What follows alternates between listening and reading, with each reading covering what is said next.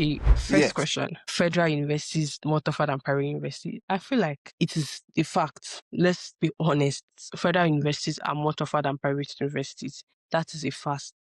Because like my mom went to a federal university when we were like all grown up, and I could see the challenges she passed through. On strike. Nigerian government do not care about education at all, and that's so sad because a working government should have education as priority. But like Nigerian government do not have like education as priority. So because of those like reasons and because of those facts, it is very difficult to school in a federal university. Imagine like a 4-year course going to 6 years. There's one thread I read on Twitter, something about medical students complaining they have spent up to 8 to 10 years in school. And that's so sad. So basically, just that alone is making it tough for students in federal universities. While some private universities, some people feel like private universities are also tough. But to me, I feel like it's the rules that are tough. But like the education system is best because like I spent 3.5 years in school. I don't think I spent my 4 years in Babcock because my 4 years is in January 2026. So basically, through that, most of my friends and my mates that are in federal universities, I think they're just going to 300 level or 200 level. So that's sad. But it's what the country is. The country do not prioritize education, and that's so sad. And because of that alone, federal universities is tough. I don't think I could survive a federal university. Plus, like some lecturers' attitude from what I've heard online and everything. So I don't think I could survive a federal university, to be honest. But I'm just like saying, while private universities also have like some parts that make it tough, but like I don't think that private university is tougher than a federal university. I don't think so. That's my opinion. I don't think so. No matter how bad the private university is, I don't think it's better than a federal university. I don't think so. Can you describe Babcock University in a sentence? Okay, Babcock University in a sentence. I can describe Babcock University in a whole book, but let me streamline into a sentence. Babcock University is an institution that inculcates every aspect of life, spiritual, social, physical, emotional, everything. So basically, they are inculcating everything into into your degree. So basically, you're not coming to just education, you're getting everything in one. So I think my sentence stops there. If you're going to school in Babcock, just be rest assured that you're getting all this in one degree. So you're not just getting your education and leaving the school. Basically, you're getting everything in one. So basically, that's what I can describe Babcock with. You've kind of highlighted the good part of Babcock as well. Feels like you're not doing marketing for Babcock University. Now, I I'm want not doing us to flip marketing. this This is coin. my honest experience.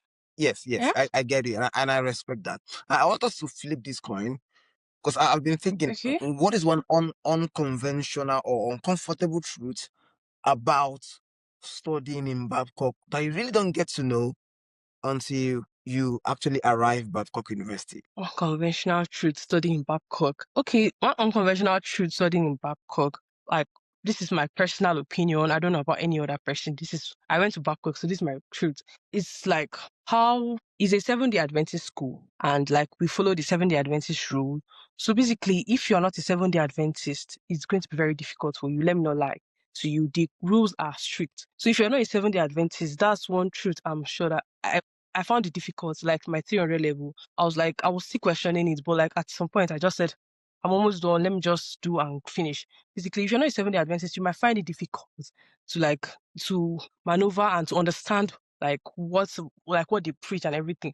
And we have to like go to church almost for like 4 times a week and everything. So basically, to me, it was just a lot, but like at some point I just got used to it and I just left it. So to me, like forcing student, but definitely we signed it. You're coming to Babcock, you know what you're supposed to expect. So basically, it's not a problem, but like that's like unconventional truths that people don't talk about, but it's okay. I'm curious, still in line with the 7 days Adventist, and I believe it's a wonderful. I believe they have wonderful belief system that guides their Yes. religion. I won't call it their religion, their beliefs. I want to know something just came to my mind. I've had conversations with multiple Babcock. Even on our podcast, we've actually interviewed, I believe, 3 Babcock graduates. Did you actually eat chicken in Babcock University? Yeah, definitely. Sell chicken. So chicken is allowed. Your parents can bring in food for you, but like they bring in food, then you go to the security, they like clear the food and everything. You can eat chicken, you can bring chicken from home where you're coming for resumption and everything, they even sell chicken in school, like in the guest house, they sell chicken. So like it's just that they will not serve it to you because we pay for food in our like school fees, we pay for food and we go to cafeteria to eat. So they don't serve you, but you can use your money and buy it. So basically it's not like we don't eat chicken. So we don't serve you, but you can buy it. Definitely. You can tell your parents to like bring order from home and you have to just go to the security and they just clear you can eat it. So it's not like it's not like that because they sell it in school. So definitely just that they don't serve you. So you have to use your money to buy it. Apart from that, we eat chicken. I ate chicken in Wait my a school. minute. There is something that you just said now that's sounding strange to me because actually I graduated from a federal university. But you mentioned something that just struck a chord on my mind, and that is you pay for food. Is it part of your Yeah. school fees, part of your tuition fee? No, like we pay your tuition fee, then the other fees like adding up to like your whole fees. We have tuition, we have like hostel fee, we have feeding. So feeding is part of your like your whole summary of your fees you're going to pay every year. So basically we pay for food with that 2 square meal or 3 square meal. So you choose the one you want to pay for. So when you pay for it, you go to the cafeteria to get your food and eat. Then if you don't want to, but there are other outlets where they sell food, so you can buy food if you don't want to eat from cafeteria. So basically, they serve us food, we pay for it. So we were actually discussing about the feeding process, and I was quite curious about the scheduling of the meal. Is it that there is a particular time for your breakfast and there is a particular time for all sections of the meal, and if you miss that time, you've missed your meal? Yes, there's a particular time for breakfast. I did not take breakfast, so I don't know the time. I can't remember the time. But I know from lunch is like from 12 to 3, then dinner is from like 5 to 8. Can't remember. But like there's a particular time that you go get your food and leave. There are some meals that you have to eat. You can eat in the cafeteria or you take out or anyhow. So basically you can either take out or eat in the cafeteria. Like most times lunch you can either eat or take out, and breakfast you can either eat in the cafeteria or take out. So basically there's time frames that you have to eat. You have to like go get your food. If not, you can't eat you can't take that you've missed it already. So basically you have to wait for maybe lunch or the next meal. So there's a time frame for each meal. But the meals are they pre-selected, or do you get there and select what you want? Okay, like each they have like a timetable. Like in breakfast, you might have like akara, moi moi, then you pick from the options. They provide the options for us, then you pick from the options. So it's not like you go and tell them what you want. So basically there are options. You pick from the options what you want from the options. Wow, wow, that's quite interesting. Now I want to now understand because let's dig deeper into this school. What part of your Babcock experience genuinely shaped your character? Everything that happened in Babcock shaped my character. I won't lie. From like, because I'm somebody that is very lackadaisical. I don't care. That's me. Sometimes I don't care about things. I'm just anyhow. That's my personality. Before entering Babcock, that's how I was. I was just let me just do and go. That's how I was in Babcock. I tell people that if it was my 100th level self that just graduated, you will not have anything. I will not have anything to write in my LinkedIn. It will be blank because I came in Babcock with the notion of just come and go. I don't know first class was not even ever in my plan. Just like I told you that I stepped from a 3.82 because I was never it's after my first semester that I had like a vision. So, oh, I can do this thing if I just want to put my mind. So basically I feel like Bapo shaped me in a lot of way, especially some of my lecturers. I thank God for like Dr. Osa, one of my lecturers. He's a very like he shaped me. My 100 level, he made sure I read and everything. So basically and he made sure that I go for the best, don't settle for anything. So I feel like Babcock, a lot of things happened in Babcock shaped me. I went for leadership roles. I went for, like, I did a lot in Babcock and that shaped me to do better in everything I'm doing now. Like, in anything I'm doing now, I'm going to put my best in everything. I can get to the top if I want to. So, like, that's alone shaped my character. So basically, I feel like advices from your lecturers, a lot of people, they care about, to me, I don't know, because this is going to be very controversial if you go outside and people here, to me, people cared about me. My lecturers cared about me. I don't know about other people. So because like they advised me, see, go for this post, go for this one, do for this one. So basically they advised me. I don't know about others. So show me like so basically Babcock lecturers, a lot of things happened that shaped me to who I am. So I feel like a lot of things shaped me to like my character, shaped my character to what it is today. So I just feel like everything total plus the church, everything Every shaped me. aspect. Every aspect shapes me to what I am. Wow. But now, what part of that system actually created pressure in you? What's part of? What part of the system always mounted pressure on students? Okay, I feel it's the academic system. Babcock academic system is one of the like strictest in Nigeria or even in Africa because like our A starts from 80 and I've not seen any school in Nigeria, any university in Nigeria where there's A start from 80. I don't know if there is, I don't know. But like I don't know of any school that their A starts from 80. So basically that's alone is pressure because you have to work harder because if it was like normal schools, 70, basically you can push towards 70 and like Babcock take attendance serious, a lot of things. So a lot of things, just everything together. Plus you have to like go to church. Sometimes you finish classes around 6. I have to go to church before 6 again. Do you understand? So basically everything is happening together because you have church on Wednesdays, on Tuesdays, and Saturday and Friday. So basically sometimes you might finish class by 5:30. I have to go to church by 6. So basically before you even leave the class, you have to start signing in for church. So everything was just a lot of things that mount pressures on students. I won't lie, a lot of things. Plus the academics, you have to like write your CAs, you have to do a lot, and you have to move for A. And in Babcock, you can carry over a course. If you get 49, you've carried over a course in Babcock. If you get D, you've carried over a course in Babcock. So you have to, and carry over a course means you have to come for summer. I have to pay another money for summer. So that alone, if you think about the money you're going to pay, you have to put pressure on yourself because it's not a lot, it's a lot of money, almost 600 to 700,000. That alone will pressurize you to do better. So I feel like there's a lot that pressure students in Babcock, but to me, it was not pressure. You mentioned something. How much was your average school fees? My average school fees, I think the least I paid in Babcock was like 1.2, 1.3. The least I paid, but like before I graduated, I paid like 2.8, or 2.7, something like that. For 1 year, everything, your Yes, hostel, tuition, feeding, 2 point what? 2.8. That's my 400 level. I think I paid 2.8 million. My goodness. And I'm here paying, if I calculate everything, my final year, plus or minus 200 and something thousand, I'm shouting. So you My see, goodness. Now you see why what you guys are paying is not just for your learning, it's just for the holistic experience you get.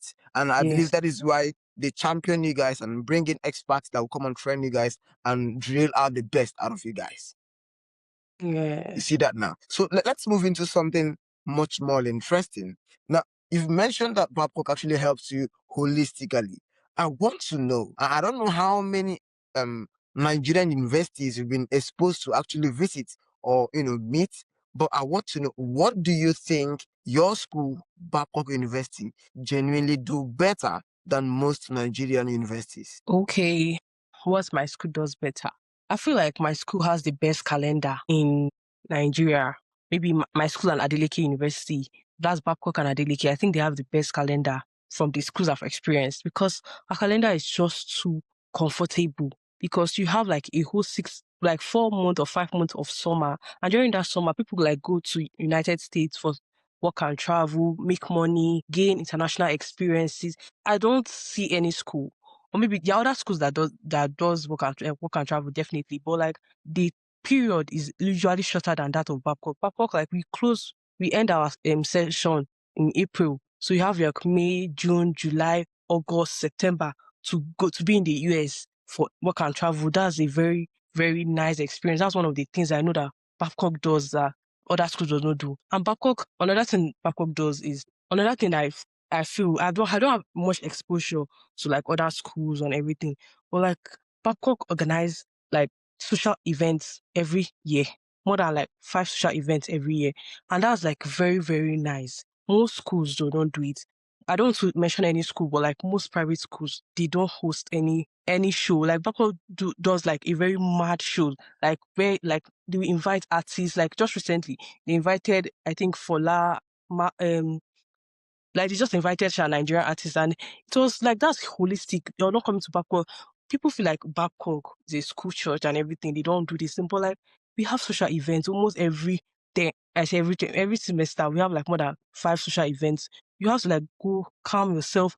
enjoy. It's not every time you'll be reading your book. So I feel like that's another thing that Babcock does that most public universities, sure, they have shows almost every week, say, but like private university, I'm very, very sure Babcock is leading in social life of most private universities, except maybe Affair, but I don't know. But like I know Babcock does well.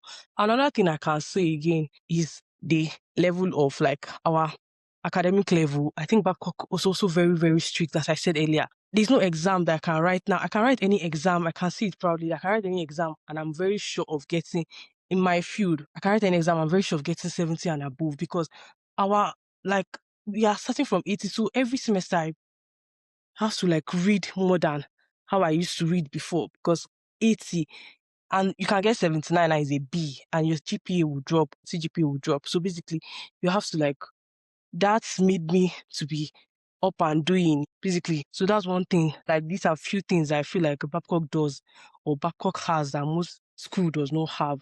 Because if I was in the other school that A was 70, I would have not been like this. I would just be relaxing my thing. Well, that's some things I have. This question is not tied to the university, but it's a question that I believe will actually trend your mind as you speak. Now, we want you to tell the audience to subscribe and like this podcast without using the word subscribe and like. Without using the word subscribe and like, okay, let me try.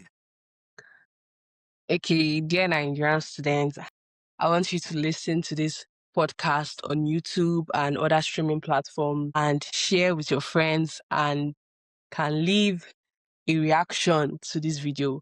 Thank you. That's quite interesting. If I'm to grade you now, I will give you 50%.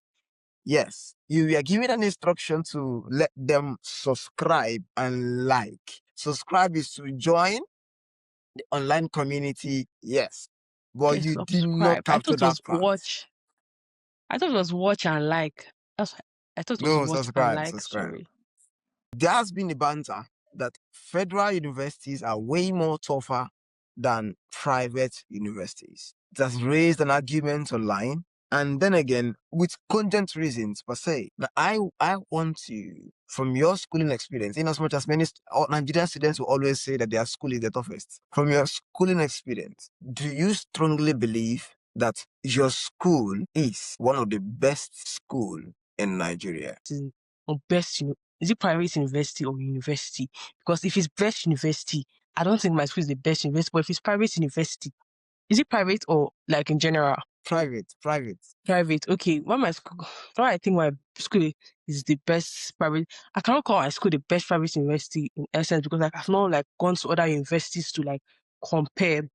I'm just going to do this comparison or do this analysis based on what I've seen online. I don't know what is actually happening in this schools. Well, like I feel my school, if I should rate my school top 10, I feel my school should be like second or third. And while I can rate my school second or third, it's because of, as I said earlier, our infrastructures are not yet world class because I know they are getting there. Babcock is getting there. Because from like when I went to get my certificate, I could see like infrastructures going on, buildings going on. While I can see my school is top third, like third or second, is because of like they don't have world class infrastructures. From what I've seen other schools like Affair, I've seen Affair, like Affair has like world class infrastructures and everything. So I rate my school like second. But apart from world-class infrastructures, my school is top, holistic, everything. My school is top, top two, and they're number two.